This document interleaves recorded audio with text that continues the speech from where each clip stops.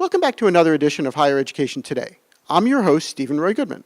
I'm here at ADA University in Baku, Azerbaijan, and we're going to be speaking about the economics of Azerbaijan and the region. I'm here with three guests, Elkin Nurmammadov, who is the Dean of Business here at ADA University, Latifat Kanikisheva, who is a student here in economics, and Nihat Majidov, who's also a student here at ADA University. So welcome to all of you. So maybe if we can start with you, Elkin. So in terms of the economics of Azerbaijan, are the economics of Azerbaijan different than the economics in other parts of the world? Yes, it's a bit different, I would say, in two ways. First of all, as you might know, Azerbaijan is a former Soviet Union republic, so we restored our independence in 1991. And until 1991, we used to be part of a centrally planned economy, where all economic decisions were taken by the government. How much to produce, what to produce, who gets what. That's one difference. So Azerbaijan is considered a transition economy, where we transition from centrally planned to a market-based, more liberal economy. I would say that we have completed most of the past, but still there is an increased role of the state in the economy. And the second difference is that Azerbaijan is natural resource abundant economy. So most of our economic output is produced in the oil and gas sector, which makes us different from most countries in the world, I would say. And I assume you're trying to diversify that to a certain extent. Yes, in fact, that's the major policy priority of the country, to diversify the economy and to come up with new drivers of growth. In fact, it used to be the priority from day one when we had this oil riches, oil windfall, but it became even more important for the country beginning mid-2014 as global oil prices started falling drastically, and this had a major negative impact on the country. The country went through first recession in 20 years, and then this need to diversify, this need to come up with new drivers of growth became even more acute. Fair enough. And Latifat, so we were just talking about 2014. That's approximately when you were starting to think about economics, I would assume. Yeah. And so what got you interested in economics? Yes, I think economics is a versatile degree. It uses logic, data, and reasoning to come up to sound decisions. And actually, first, even at school, I had very good math skills. And since economics at ADA University is based on mathematical and statistical skills, I decided to choose this major. So this was the reason for my choice of ADA University, but ADA also was my dream. And I always wanted to find some department at ADA University that will suit my abilities best. And economics was, I think, the best choice for me. And Nihat, why did you become interested in economics? I think is what we need in this country a lot more economists, because we have some economic challenges, especially after the oil price shock that hit our economy hard. So I think that's what interests me in economics. So fair and efficient allocation of resources. This is what all economics is about, and I always was curious about how we can fairly and efficiently allocate the resources that this country possesses. So that was the reason why I got interested in economics. Well, that's really interesting, because I'm interested in that exact same issue in terms of how we allocate resources. So my understanding is that one of the main economics principles is how do we decide as a society, whether it's in Azerbaijan, whether it's in the United States, whether it's in any other part of the world, how do we decide where resources ought to go and who makes those decisions and who ought to make those decisions? In economics, we have two extreme cases. One extreme case is when economy is centrally planned, a so-called command economy, where all those important decisions on production, allocation, and distributions are taken by the state. For example, we used to be part of the Soviet Union, and there was a so-called state planning committee based in Moscow, and that state planning committee decided, let's say, what kind of factories Azerbaijan will have, what will be the wages paid, where the supplies will come. And all interdependence between the former 15 republics of the Soviet Union were decided in Moscow centrally. Now, in another extreme, there is a fully market economy, market-based economy, where decisions of production, decisions of allocation, decisions of distributions are taken throughout markets by an interaction, decentralized interaction of millions of buyers and sellers, and the wages and the labor market are determined accordingly. Now, these are two extremes, but most modern day economies are lying between these two extremes on this spectrum. Some more toward government role, and other was more toward market-based. So Azerbaijan, I would say, let's say, as opposed to United States, even in the United States, there is some role of the state in the economy, right? But it's very limited. In Azerbaijan, we still have a significant role of the state in the economy. We have important state-owned enterprises. Certain prices are regulated by the state, let's say on public transportation, on electricity and others. But compared to 1991, today is a completely different story. Of course, we have a much bigger role for market. But I would say that one of the top priorities of the government right now is to reduce the footprint of the state in the economy, because we want to become more private sector driven economy. But how do we do that in the energy sector, for instance? So if people have an expectation that electricity is going to be free or relatively inexpensive, how does a government then turn around and say, well, we're going to ask you to pay more for that?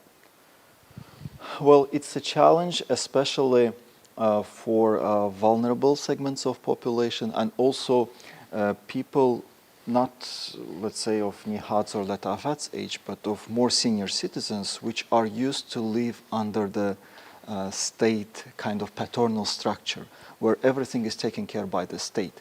And these people are not used at a personal level to pay market prices for electricity, market prices for water. So usually the solution, and that's why it's very difficult, not only for Azerbaijan, but former, let's say, post-socialist, post-Soviet countries, to eliminate this sort of energy subsidies altogether, because that leads to social unrest, that leads to backlash. People don't.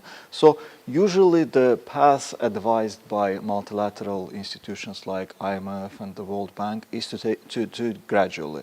You remove it, but at the same time you supplement people, you compensate people for that with some sort of targeted social assistance, right?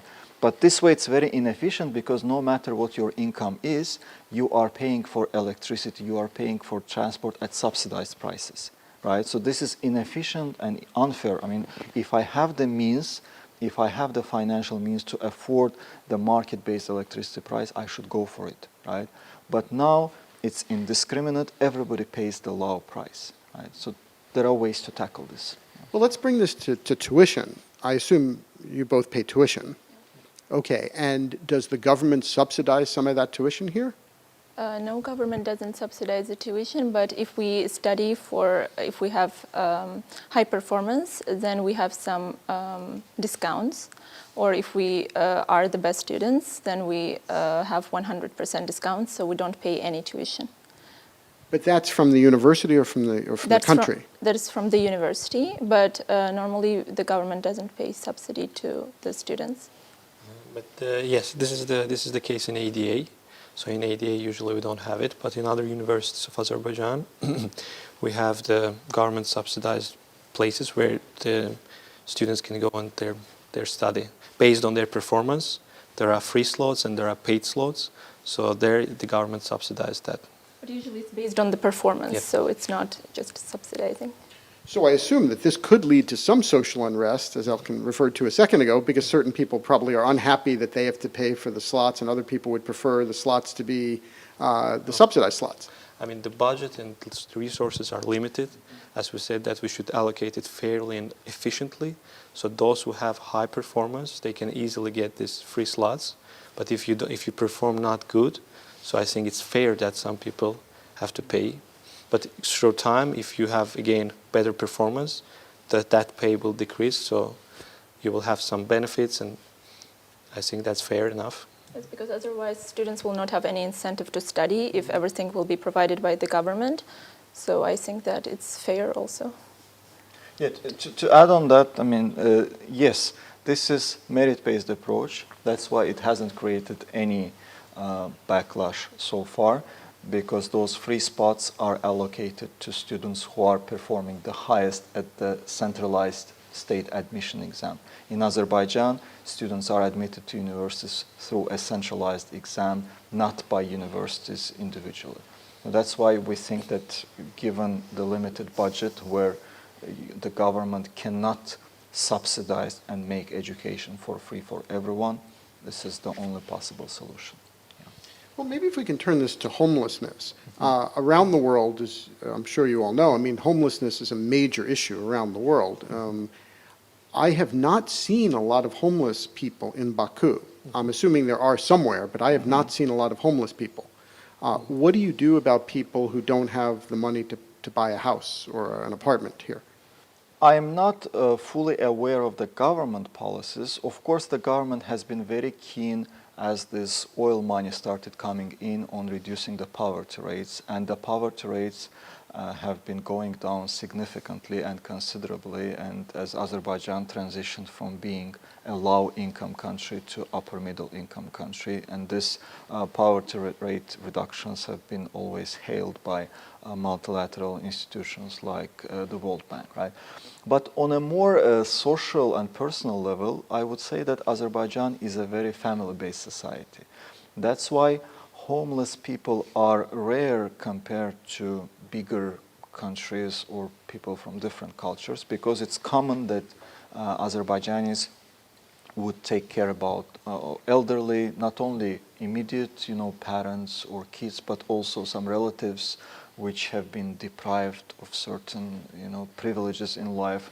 Let's say if someone's father or mother dies, then an aunt or an uncle would take care of tuition and all other expenses. So this social capital, you would say, this cohesion, I think takes care of that issue more or less. But of course, if the extent increases, then a more targeted government policies should be in place. And what about people who are basically working very basic jobs? So I've met some people who drive. I've met some, a bunch of people who are involved in the transportation world. But people, can they afford to have a middle-class lifestyle based on the income that they make from driving?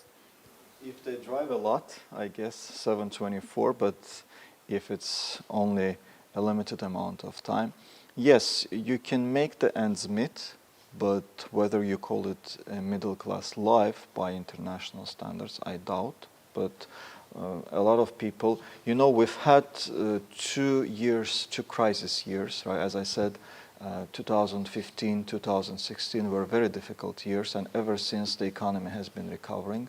But just to give you some figures, let's say banking sector shrank by 1/3.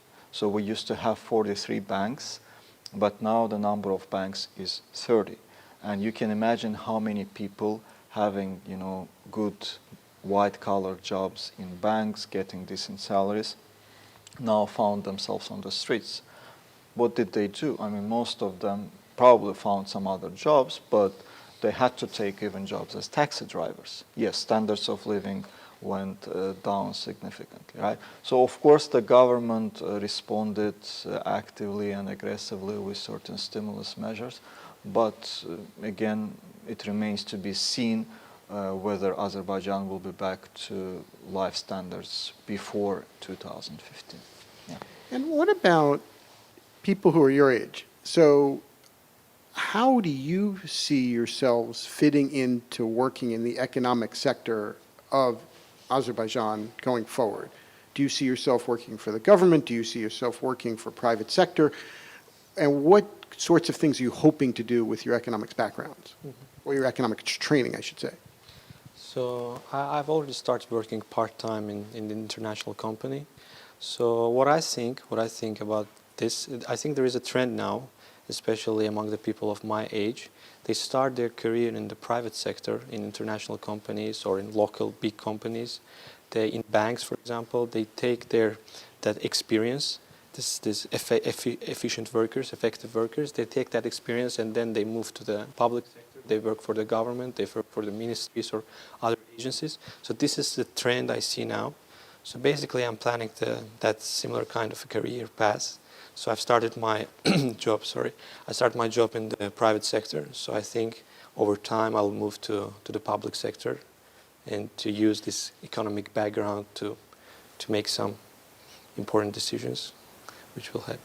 I'm actually not sure about my future career, but I also think that maybe first I will start in the private sector and then I will move to the public sector later in order to gain some experience. But at the same time, I'm very interested in teaching, so maybe later I will become an instructor at ADA University. Or some other university. Or maybe some other universities. Well, actually, let's go down a little bit further if we could. I mean, so is there an economics curriculum on the high school level here in Azerbaijan? So could one in high school study economics? We actually have one subject. I'm not sure how it's right now, but during my years of schooling, we had just one subject, economics, but it was not so, like we just studied a little bit of economics, very principles of economics and not more. It's not so popular, I think, in our country. The study of economics is better in the university. Sure, and what about the difference in the United States? We often have a kind of split, people who focus on microeconomics and people who focus on macroeconomics. Yes. Do you have that same issue here? Well, both are actually a requirement in our curriculum. In fact, when we designed our curriculum, we tried to take the best international benchmarks, but of course, taking into consideration the local, sensitivities. Let's say our degree programs are 4 years, where first year is sort of liberal arts general education, where students acquire a breadth of knowledge in, let's say, public speaking, academic writing, working in teams, and then they start specializing in their main area of discipline. In economics, that means that they are taking principles of microeconomics and macroeconomics type of courses in the first year, but then in the second year, they're going one step further and taking intermediate microeconomics, intermediate macroeconomics, and then in their third and fourth years, now they can specialize, then they can choose among a different electives. So these are two paths that students take, but on top of that, we also want them to become data savvy, and that's why they are taking a sequence called statistics econometrics, where they first get the theoretical background through mathematical statistics 1, mathematical statistics 2, and then they work hands-on with data using different software in courses like econometrics 1 and econometrics 2. So the curriculum is very much the same as elsewhere in the world. Let's say students will tell that we use the same textbooks that, Harvard students use. Medium of instruction is English here. But of course, when there is class discussion, we try to give examples from recent episodes that happen in the world, but also locally in Azerbaijan. In economics, we often like to say that we don't have controlled experiments, but we have natural experiments. So let's say the crisis of 2015-2016, to devaluations, decline in the living standards. In fact, from purely intellectual perspective, it was beneficial because it led to the rise in the interest in economic subject matter. And we had a lot to talk about in classes at that time. Fewer students would, sleep in class because of that. And what about, you just alluded to the discussions about this. I wonder, is this ever a public discussion? So I guess it's a political discussion to decide how a society uses its resources. I guess the question is, how much input does a non-government official have into that? So how much do the economists, whether it's in this country or any other country, how much does an economist get to say, well, here's my recommendation, versus somebody who's actually making the decision about how much money we're going to put into a subsidy for electricity, for instance? How does that interaction work? I mean, certainly there is huge interaction because all politicians are advised by economists, and economists' advice is usually a product of intellectual and scholarly work, which is distilled, throughout millions of papers, peer-reviewed conferences, and some ideas come up, And then those ideas are translated into politicians' ears, either through formal agencies like we have, let's say, Ministry of Economy, we have Ministry of Finance, Ministry of Taxes, State Oil Fund. Then under the Office of the President, we have two economic advisors. One of them advises on innovation, another one advises on industrial policy.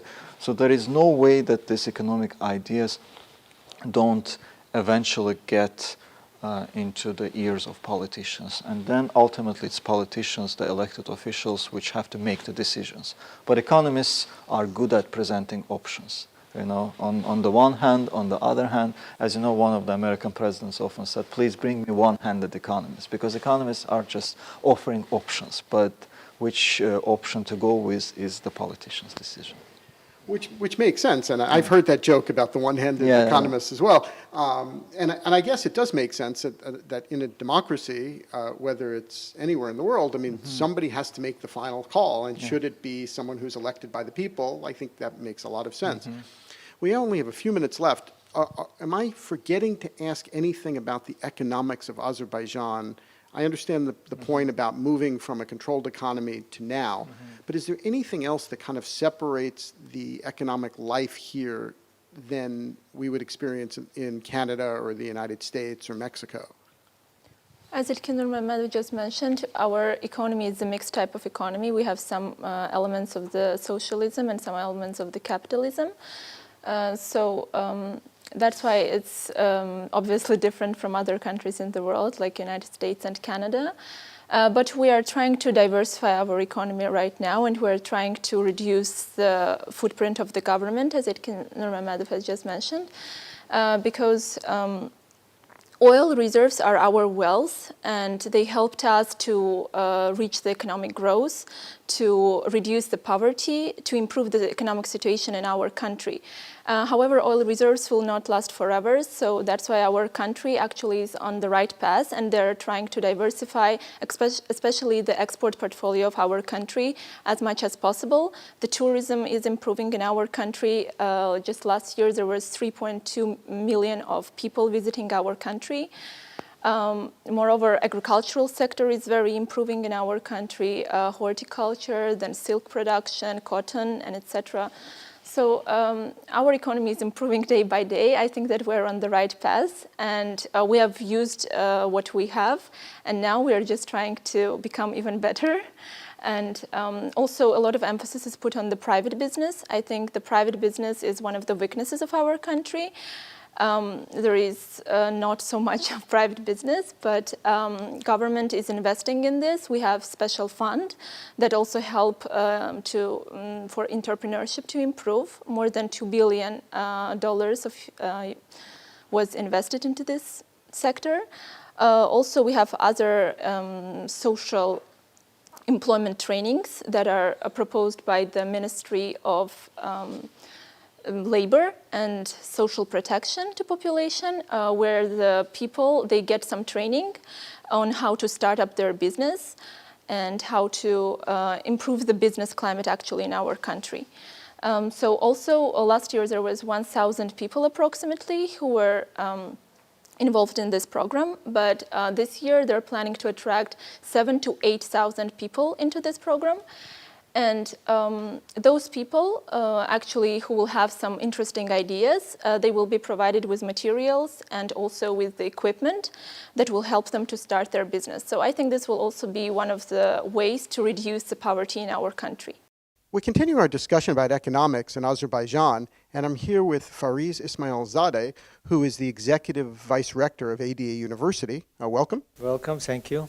Well, thank you. As you just heard in the first part of our discussion, we were talking about the command and control economy versus the free market. And what I'm interested in, I think a lot of viewers would be interested in, is how are you as a university helping students to appreciate the need for the free market, but also taking care of the needs of some of the people who are the most vulnerable in society? Right, very good question. Thank you for this. We are a university which is cultivating young generation of leaders, young professionals for business sector as well as for public sector.